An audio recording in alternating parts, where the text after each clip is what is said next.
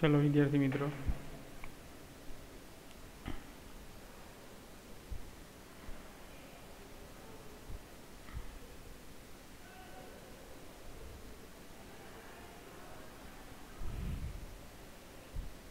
थोड़ा एमसीक्यू જોઈ લઈએ।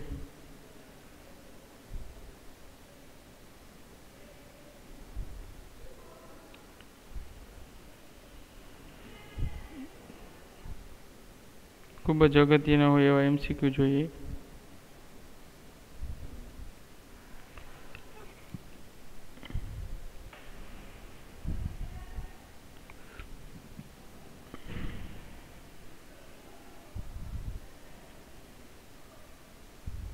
चलो कोई एक वेल्यू आपेली है,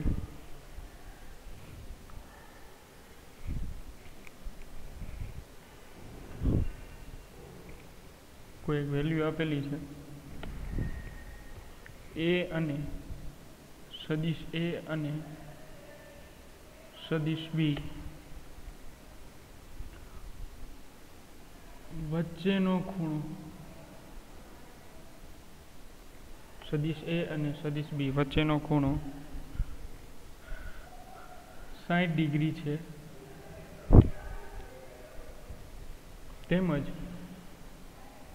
तेमज मोड ऑफ सदिश ए अने मोड ऑफ सदिश बी होय बे इक्वल होय, ए बेनी मोडनी वेल्यू जे छे, मूल्यनी वेल्यू जे छे बे सेम होय त्यारे सदिश ए अने सदिश बी ना परिणामी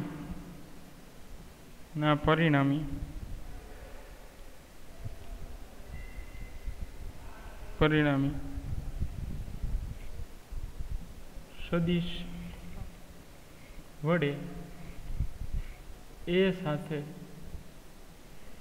साथे रचायेल खूणो मेळवो।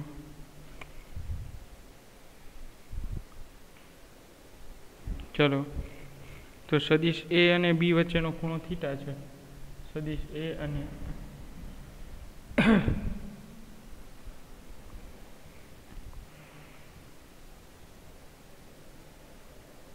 60 डिग्री है।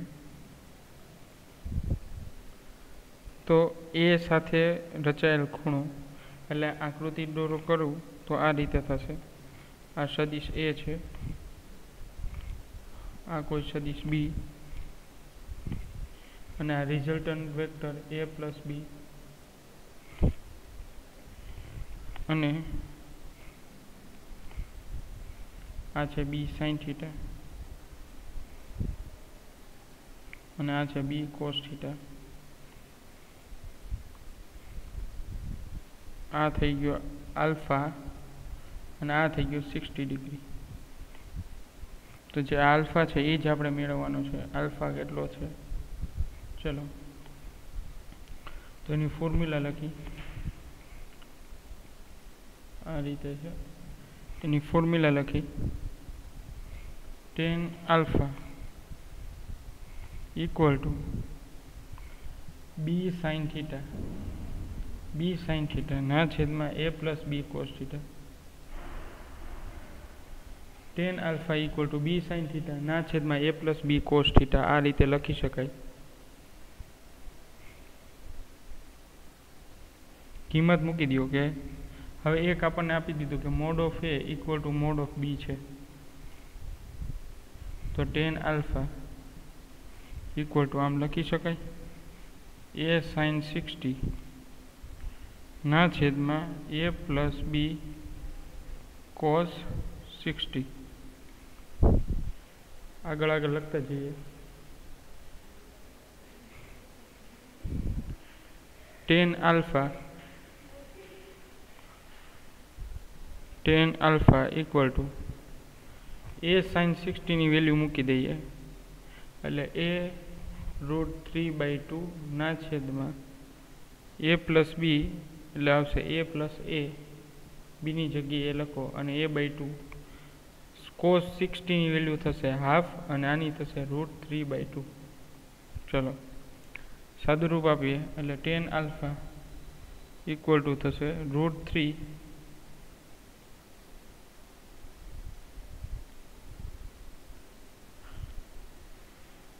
એટલે tan આલ્ફા ઇક્વલ ટુ થશે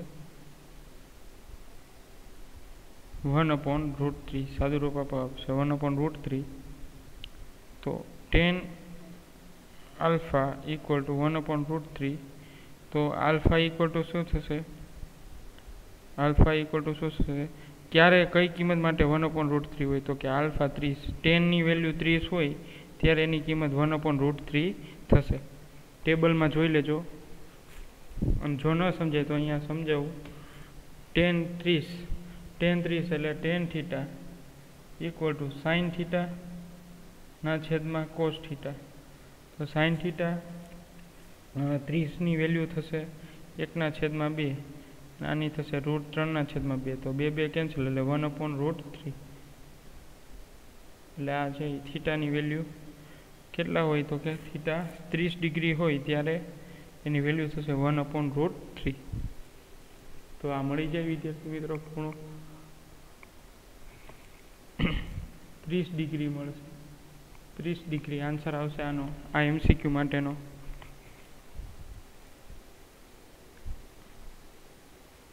ચલો ત્યારબાદ એના પછીનું MCQ.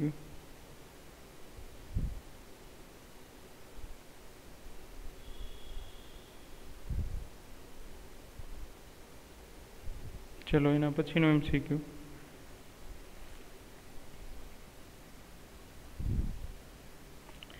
એક પદાર્થનું કણ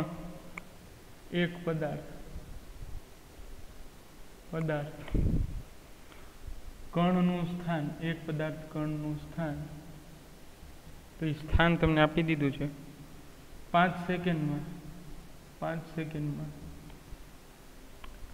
r1 સદિશ r1 ઇક્વલ ટુ તમને આપ્યું છે 2i cap -2j cap plus 3k cap. આવું તમને આપી દીધું છે. થી બદલાઈને આ બીજું સ્થાનાંતર આપ્યું છે r2.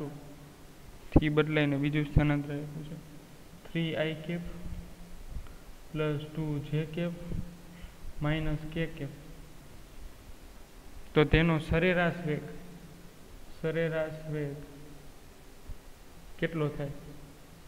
તો આપણે સરેરાશ વેગ મેળવવાનો છે. તો સરેરાશ વેગ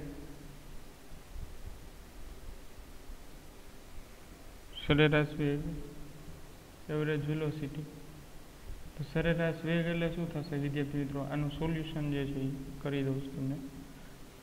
સરેરાશ વેગ શું થશે? તો કે સરેરાશ વેગ બરાબર સદિશ r2 માઇનસ સદિશ r1 ના છેદમાં સમય એટલે કે delta t. Delta t equal to તો 5 સેકન્ડ આપી દીધા છે.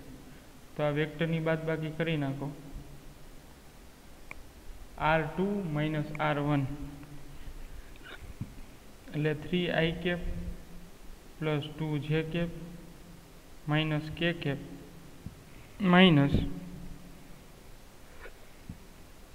બાદબાકી કરવી પડશે minus 2i cap minus 2j cap plus 3k cap ના છેદમાં 5. તો સદિશ v average velocity v equal to આવશે i cap plus 4j cap. ગણતરી કરો, સિમ્પલ જ છે, માઇનસ 4k કેપ ના છેદમાં 5. ચલો તો આનો આન્સર થશે average velocity equal to 1/5 i cap plus 4/5 j cap minus 4/5 k cap. તો આ એનો આન્સર થશે.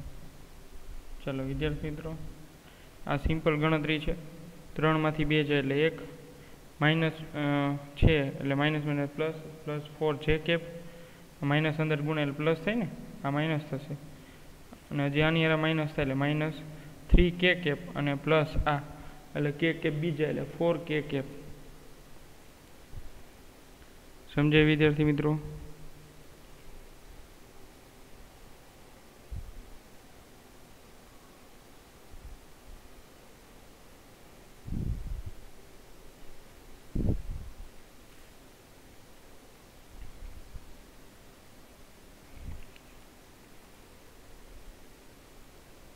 ચલો ત્યારબાદ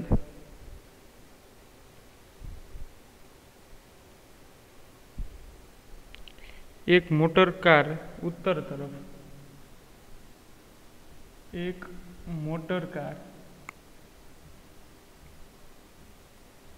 ઉત્તર તરફ 30 મીટર પર સેકન્ડ ની ઝડપે ગતિ કરે છે.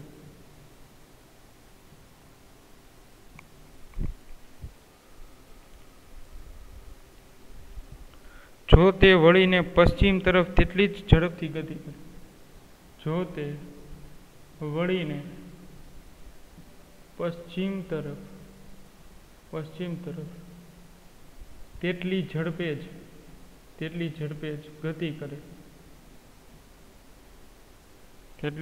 ગતિ કરે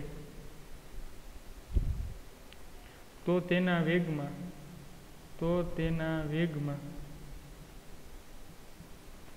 વેગમાં થતો ફેરફાર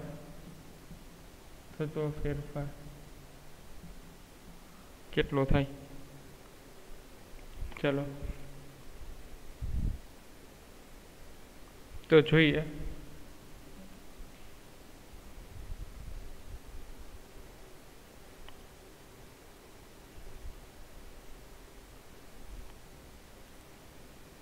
હવે જો ઝડપ આપી છે 30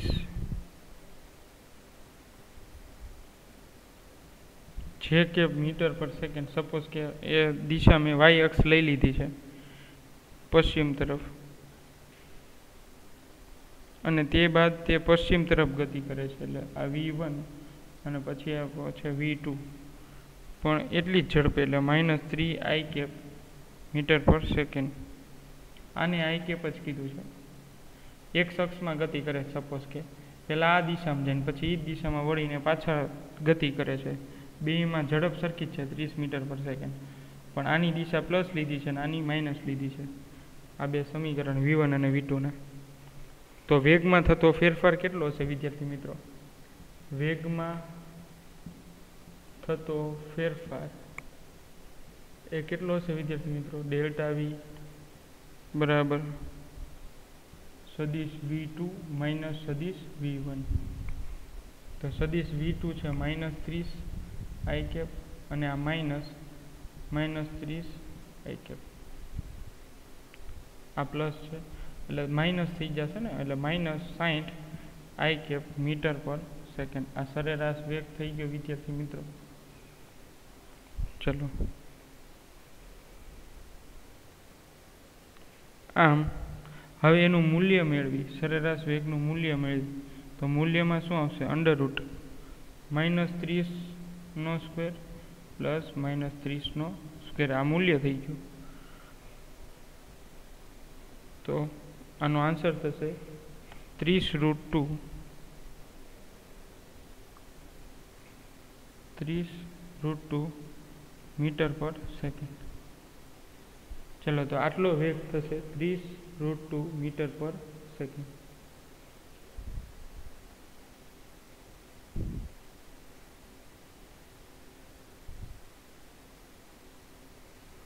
ચલો સમજાય વિદ્યાર્થી મિત્રો?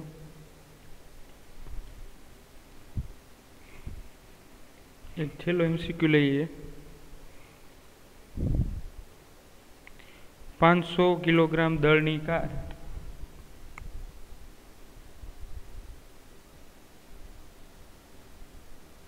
500 કિલોગ્રામ દળની કાર 50 મીટર ત્રિજ્યાવાળા 50 મીટર ત્રિજ્યાવાળા વર્તુળાકાર પથ પર 36 કિમી પર હવર ની ઝડપથી વળાંક લે છે ત્યારે તેના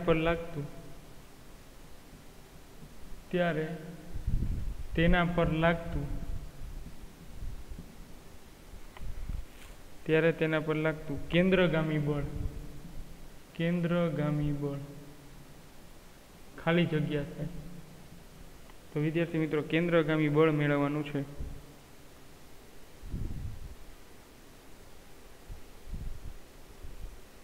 એટલે તમારે હજી નથી એવું પણ કહી દો કેન્દ્રગામી બળનું સૂત્ર. કેન્દ્રગામી બળ એટલે FC અને એનું સૂત્ર થશે MA. કેન્દ્રગામી બળનું સૂત્ર શું થશે? FC = MA. આ એક જ MCQ તમારે નથી થાય એમ અત્યારે, આની થિયરી બાકી છે કેન્દ્રગામી બળની, બાકી તો બધા થઈ જશે.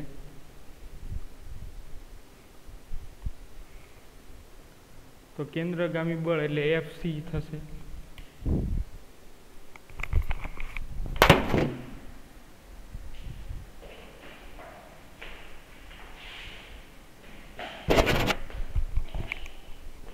તો કેન્દ્રગામી બળ FC = MA અને જ્યાં પ્રવેગની કિંમત એટલે AC સેન્ટ્રીપિટલ પ્રવેગ v²/r થશે. એની સૂત્ર AC નું સૂત્ર શું થશે? v²/r. એટલે કેન્દ્રગામી પ્રવેગનું સૂત્ર થશે v²/r. તો એ કિંમત અહીંયા મૂકી દો એટલે FC = શું આવશે? mv²/r. mv²/r. તો જો તમારી પાસે દળ હોય, વેગ હોય અને ત્રિજ્યા હોય તો આના પરથી તમે કેન્દ્રગામી બળ જે છે એ મેળવી શકો છો. ચલો સમજાય વિદ્યાર્થી મિત્રો? તો આજના લેક્ચરમાં આપણે આટલા MCQ જોયા છે. એમાંનો એક MCQ છે એ આપણે ટ્વિસ્ટ થઈ ગયો છે, ભૂલમાં આવી ગયો છે.